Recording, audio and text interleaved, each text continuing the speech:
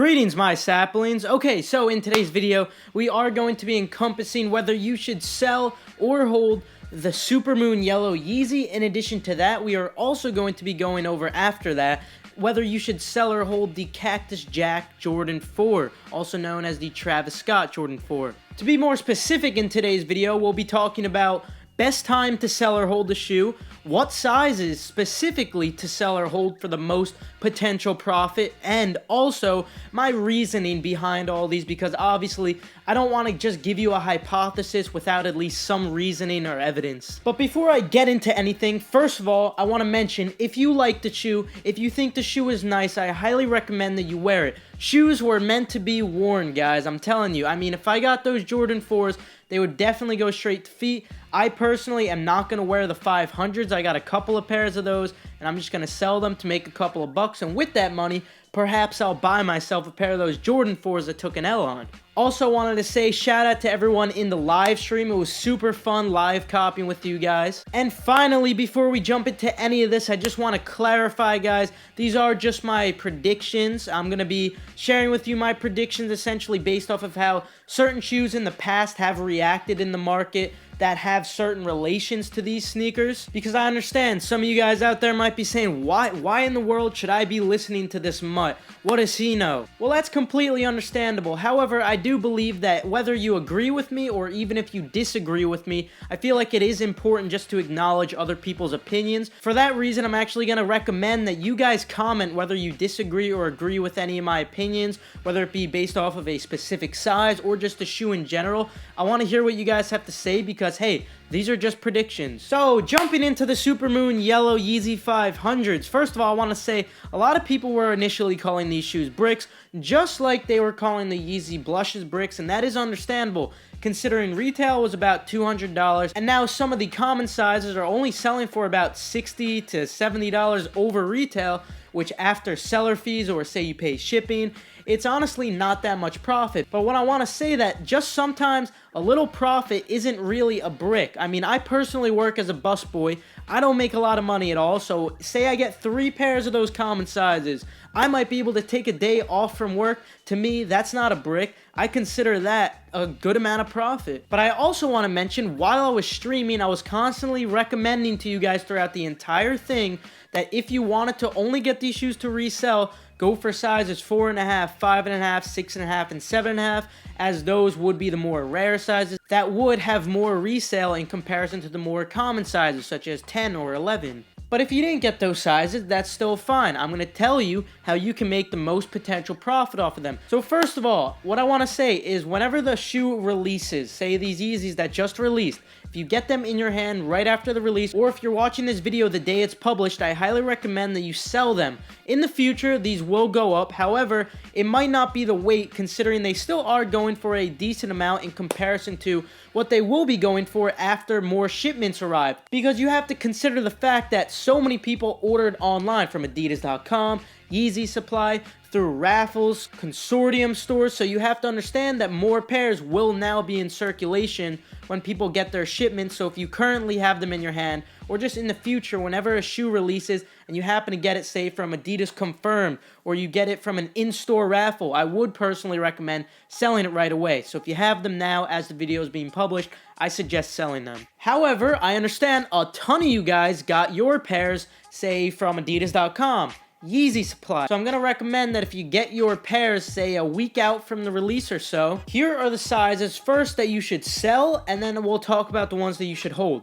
The sizes that you should be selling are a 7, an 8, an 8.5, 9, 9.5, 10, 10.5, 11, 11.5, 12, 12.5, and 13. You guys have to understand that these sizes will indeed also go up in the future, but it's more important to know that the amount of time you might have to wait for them to go up a significant amount might not be worth the wait, because time is money, guys. My reasoning behind this is simply just how the blushes reacted. The reason I'm correlating these with the blushes, one, it's a very similar colorway, aka it's around the same demand. More importantly though, the stock was very, very similar to these. Therefore, I am going to suggest that you do sell these once they arrive. But the sizes that I personally bought, the more rare rare sizes, and the sizes that I recommended for you to buy would include a 4, a 4.5, 5, 5.5, 6, 6.5, and 7.5.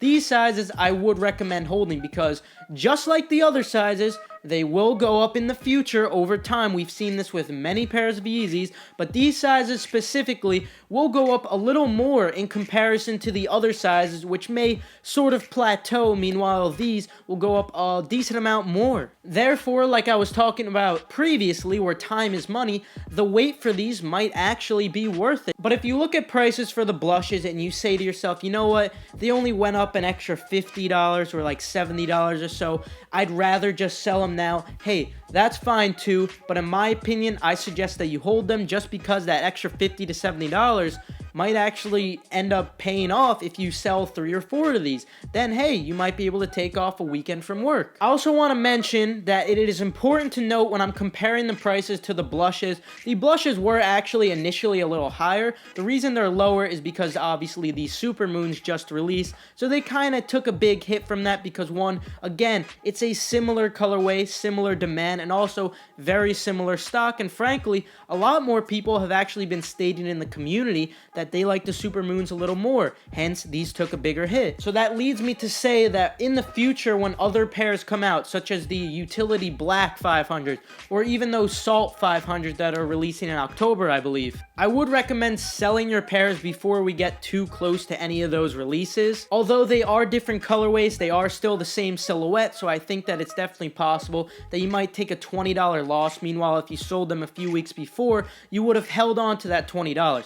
That's just my opinion though, you do what you want to do. So with the Yeezy 500 out of the way, let's jump into the Cactus Jack 4, because I know a lot of you guys obtain this shoe as well. So similar to the Yeezy 500s, if you have these pairs in your hand, I am not going to yet recommend that you sell them. I'm just going to have to say, expect the price to drop. Expect the price to drop because most pairs are coming from Nike sneakers. Nike sneakers takes around a week to ship out pairs or for them to simply arrive at the person's house. So by that time, there will be a lot more in circulation. So when you get the pair, the price will have taken a hit. As you can see, what resale is looking like now, it will be slightly lower in a week or so, and it may potentially even still go down a little more from panic sellers, etc. But I'm actually going to recommend that you still hold these. Now, if you don't want to wait at all, if you have these shoes in your hand and you just want to cash out, sell them right now, because they will take a hit when more pairs go into circulation from the shipments. But if you're willing to hold them,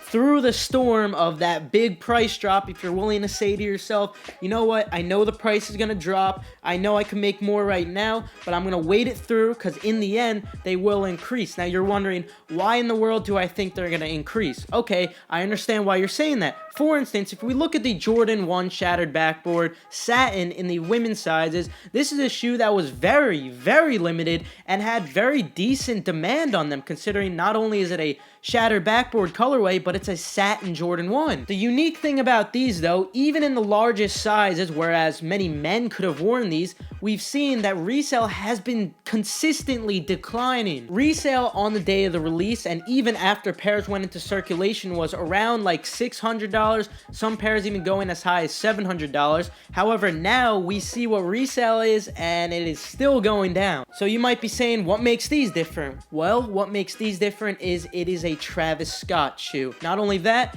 it is a Travis Scott Jordan 4. The reason I say this is very important, if we go back a few months ago to when the Travis Scott Air Force 1s released, these were initially reselling for around $300 to $400. Some of the more common sizes I saw going for $270, $280. The reason I remember this is because I was heavily considering buying a pair for myself after I took an L. However, when you look at the resale now, it's almost doubled what it was, and you have to keep in mind that there is definitely more demand on these Jordan 4s in comparison to those Air Force 1s. Although, that was a really cool concept with the Air Force 1s. You have to understand that there was a lot more hype built around these Jordan 4s. There was news released way before the release. There were tons more articles produced about these shoes. So yes, I do understand that there was more stock on these Jordan 4s in comparison to the Air Force 1s, but there still was very low stock. So considering it's a Travis Scott shoe, it's a Travis Scott Jordan 4 nonetheless, I think that the wait for all sizes actually will be worth it. Now, some sizes will increase more than others, so some sizes may potentially go up a little more than others, but in the long run, I'm going to suggest that you actually hold on to all of these sizes. Now, keep in mind, again, like I stated before, you can expect there to be sort of a drop in price.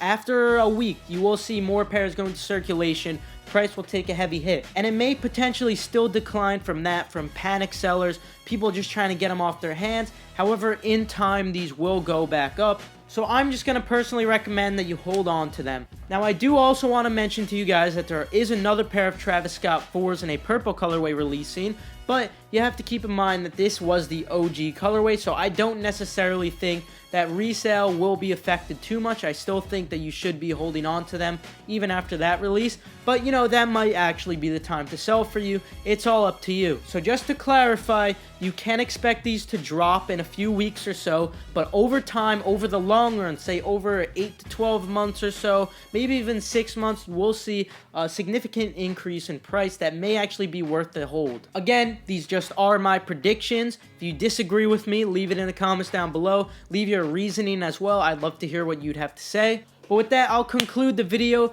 Make sure to leave a like if you enjoyed or if you perhaps learned a thing or two. Also, guys, definitely subscribe to join this awesome community. We don't just do these resale prediction guides. We also do funny shoe reviews, or at least I try to be funny. And also, more importantly, I make How to Cop guides to teach you guys how you could get these shoes for retail without the use of a bot. But with that, have a fantastic rest of your day, and I'll see you guys later.